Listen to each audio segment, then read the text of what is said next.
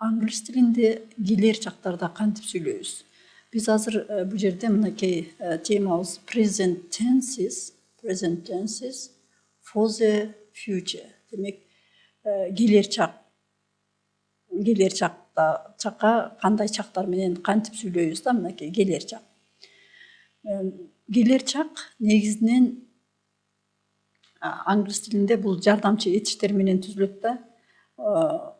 Бардык жактарга эле азыр биринчи жакка will, shall жана will деп айтылат, бирок will'ди көп учурда колдонобуз, will. Ал эми shall дагы айрым учурларда колдонулат, британиялык вариантта колдонулат. Will'ди алып колдонобуз. Бул келер чактын жай түрү shall, will биринчи жекелик жана көптүк сан үчүн, жардамчы этиштерин жана негизги этиштин бөлүкчө туусуз инфинитивдин формасы менен түзүлөт. Мисалы үчүн, мен жазам десек, I will write. I will write. I will write. Сен жазасың, you will write. He will write. She will write. Деп. Ал эми суроо берсек, will'ди астыга алып келебиз. Will I write? Таңгыш түрүндө won't болуп калат да. Won't. Жерге жазсак. Won't.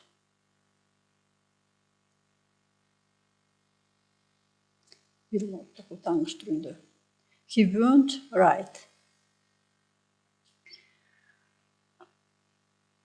Бул келер чактарды төмөндөгү учурларда колдонобуз да, келечекте факты катарында болуп өтүүчү кыймыл аракетти көрсөтөт. Анан бул жерде алар төмөндөгү бышыктоо сөздөр менен да белгилүү болуп турат. Tomorrow, next year, next week деген бышыктооштор менен. Азыр биз бул жерде карасак, бир дневник турат да, мына могу сүрөттө бир дневник турат.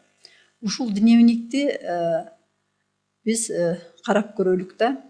This is Tom's diary for next week. This is Tom's diary for next week. Бул Томдун дневниги экен да, күндөлүгү кийинки жумага. He is playing tennis on Monday. On Monday he is playing tennis. He is playing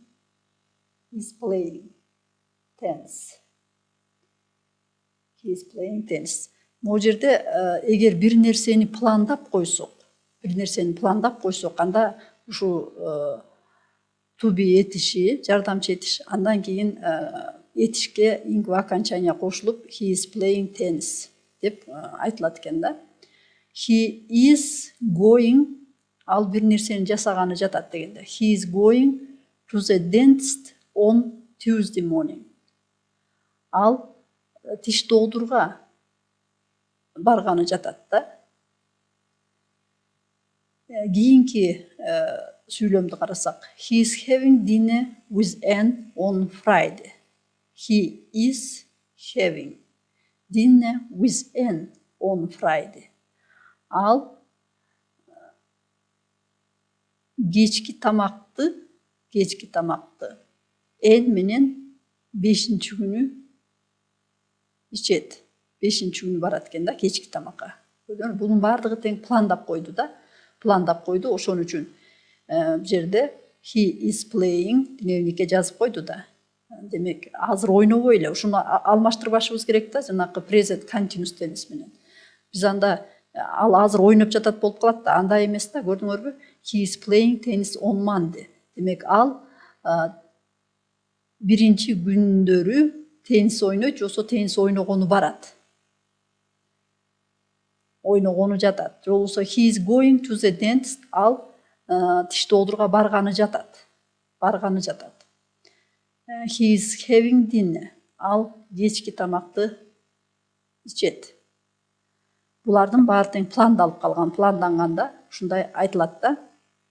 Эми кийинки пландалбаган, азыркы учурда айтыла турган сөздүн баардыгы тең will деген жардамчы этиш менен айтылат. Will жардамчы этиши менен. Экөөнүн айырмасы ушундай. Going to be going to do something. Бул бир нерсени пландап койсок, ошондо айтылат экен да. Ал эми will болсо, муну биз сүйлөп жаткан учурда эле бир нерсени чечип, анан ошону жасамак болуп атсак, ушул will'ди колдонот экенбиз да. Мисалы үчүн, the dog will eat the chocolate. Демек, it шоколадты жейт.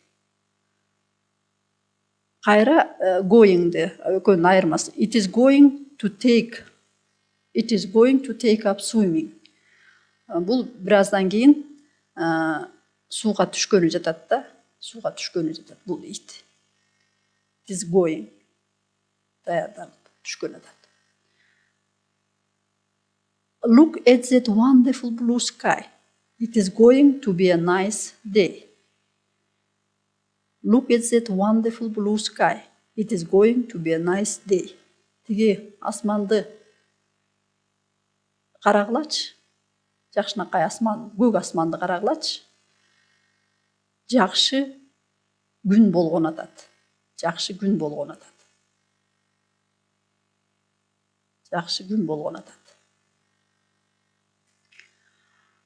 Real Madrid will win the match tomorrow.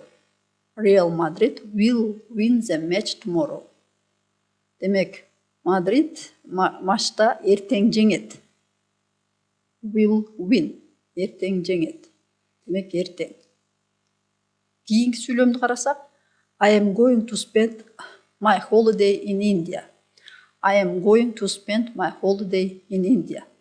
Бул жерде дагы даярданып атат да, мен Индияда өзүмдүн отпускамды өткөрөм дейт. Эми биз дагы мындай нерселерге көңүл бөлсөк, жана willде мисалы үчүн мындай сүйлөм болсо, I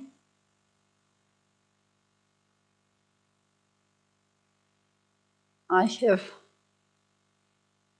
got no money. Бир жерге тамак ичип, анан акчасы жок болуп калды. Жанында досуна айтып атат да, I have got no money. Анда айтат, don't worry. Досу айтат, don't worry. I'll pay. Кыскартканда, I'll pay. Кабатырланбай эле кой, мен төлөп коем. Мына бул жерде will. I will pay. Мен төлөйм. Демек, ошол эле моментте чечилди да. Ошондой учурларда. Мисалы үчүн, мен азыр туруп эле мен мектепке барам десем, анда мен айтам, I will go to school деп айтам да. I will go to school. Мен мектепке барам. Will go.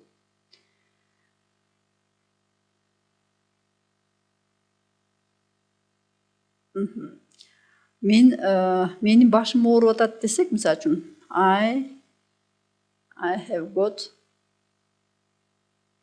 a headache.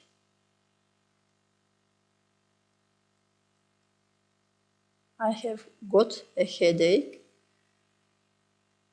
Dese anda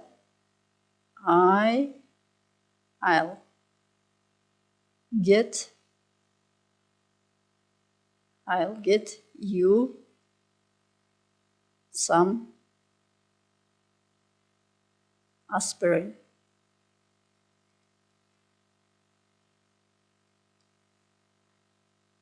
Бул жерде дагы ошол момент чечти да, бир дары ала келерин. I'll get. Демек,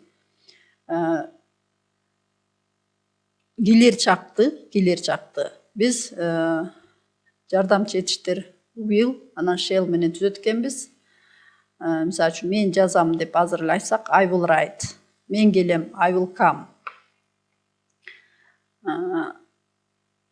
деп. Ал эми эгерде бир нерсени пландап койсок, ушу жасаймын ушуну десек, анда пландалган нерселердин баардыгына to be этишине анан инфинитив келет экен да.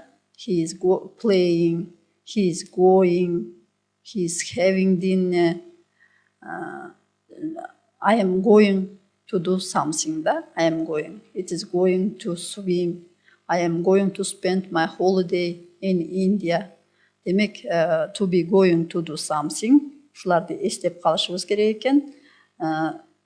Келер чакка кантип сүйлөрүбүздү.